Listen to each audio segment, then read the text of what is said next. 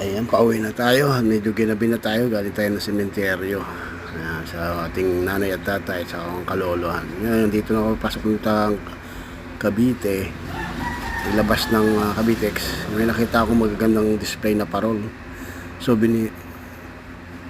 titignan natin ang problema sa dami ng sasakyan na dumadaan at saka sa ilaw ng mga parol na yan, kikislapan na yan, halos hindi mo na makita yung ganda dahil sa yung ilaw kasi ng mga sasakyan natatabunan na siya.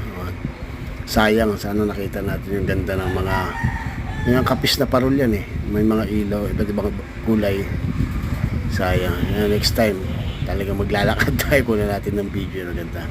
Ayan, halapit na yung Pasko at tayo mag-display na ng ating mga ano dyan, mga Christmas light, mga parol. Ingat po tayo sa biyahe. Ayan, napaka-traffic po ng gabi.